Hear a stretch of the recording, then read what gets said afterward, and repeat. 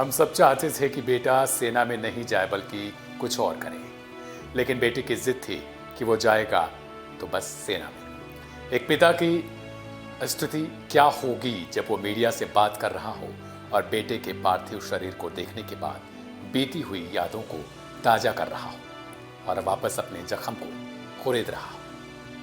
पिता लक्ष्मण गवाते ने पत्रकारों से बातचीत करते हुए कहा कि वो कॉलेज में पढ़ता था, तभी से ही सेना में भर्ती होना चाहता था। हालांकि हम सब मना करते थे कि आर्मी में नहीं जाना है। बीकॉम की डिग्री हासिल करने के बाद वो सेना में भर्ती हो गया। अग्निवीर गवाते अक्षय लक्ष्मण का पार्थिव शरीर बुलढाणा जिले के जो उनका गांव है वहां पर पहुंच चुका है, जिसे देखते ही पूरा गांव गमगीन हो गया और घर वालों का रो रो कर बुरा हाल है। बता दें कि केंद्र शासित प्रदेश लद्दाख के सियाचिन में ऊंचे बर्फीले पर्वतों के बीच तैनात लक्ष्मण पहले अग्निवीर हैं जिन्होंने देश पर प्राण न्यौछावर कर दिया। ड्यूटी पर शहीद होने वाले पहले अग्निवीर गवाते अक्षय लक्ष्मण मूल रूप से महाराष्ट्र के रहने वाले थे, जिनकी सियाचिन जैसे खतरनाक हालात में ड्यूटी करते समय जान चली गई। भारतीय सेना ने अपने आधिकारिक अकाउंट पर एक संदेश में कहा कि वह दुख की इस घड़ी में शोक संतप्त परिवार के साथ मजबूती के साथ खड़ी है। जनरल मनोज पांडे और भारतीय सेना के सभी रैंक के लोग सियाचिन की दुर्गम ऊंचाइयों पर कर्तव्य निभाते हुए अग्निवीर गावती अक्षय लक्ष्मण की सर्वोच्च बलिदान को सलाम करते हैं। लक्ष्मण के परिवार में उनके माता पिता और एक छोटी बहन श्वेता है। उनके चाचा एक सेवानिवृत्त सैनिक साहेबराव गावटी ने बताया, वह गांव का एक बहुत ही मेहनती और ईमानदार लड़का था। सेना में शामिल होना उनका सपना था। उन्होंने अग्निवीर भर्ती रैली के लिए कड़ी तैयारी की थी। परिवार के पास केवल 2 एकड़ सूखी जमीन है, ये गांव के प्रधान का कहना था। उनके माता पिता खेत में मजदूर के रूप में काम करते हैं, जबकि उनकी छोटी बहन 12वीं कक्षा में पढ़ती है।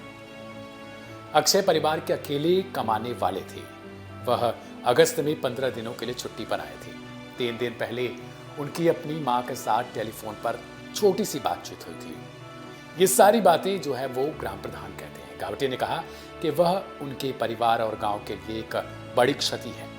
छुट्टी के दौरान अपनी जान देने वाले अग्निवीर के निकटतम परिजन को गैर अंशदायी बीमा के रूप में 48 लाख रुपए, मुआवजे के रूप में 44 लाख रुपए, अग्निवीर द्वारा योगदान की सेवा निधि का 30% सरकार द्वारा समान योगदान और इस पर ब्याज के साथ मिलेगा।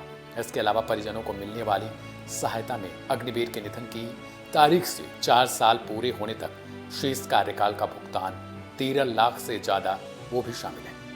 शेष कार्यकाल के अनुसार और सशस्त्र बल युद्ध राहत निधि से 8 लाख रुपए योगदान दिया जाएगा।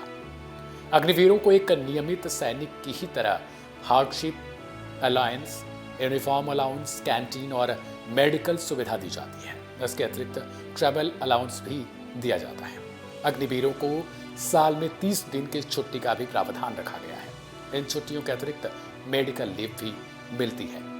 अगर सर्विस के दौरान किसी अग्निवीर की मृत्यु हो जाती है तो इंश्योरेंस कवर मिलेगा। उसके परिवार को 1 करोड़ रुपए से अधिक की राशि दी जाती है। लेकिन ये सारी चीजें एक तरफ हो जाती हैं जब परिवार का एक बेटा चला जाता है। देश सेवा करते हुए लक्ष्मण शहीद हो गए, लेकिन कई सारे सवाल छोड़कर गए कि आखिरकार कब तक ऐसे अपनी सेना शहीद होती रहेगी। लोगों की मांग है कि इसके पहले भी एक जो पंजाब के रहने वाले मूल रूप से थे, उनकी भी जान गई थी। हालांकि सेना ने बताया था कि उन्होंने खुद को गोली मार ली थी, जिसके लिए अभी जांच जारी है। जांच के बाद ही रिपोर्ट में खुलासा होगा कि आखिरकार जान कैसे गई है। लेकिन सवाल उस परिवार के लिए है कि आखिर वो परिवार जिसके पास अकेला एक बेटा था, वो भी चला गया। आखिर इस करोड़, 1.5 करोड़ या फिर 2 करोड़ रुपए से क्या उसका बेटा मिल जाएगा उस परिवार का? इस खबर में फिलहाल इतना ही। बाकी की अपडेट्स के लिए बने रहिए वन इंडिया के साथ। नमस्कार।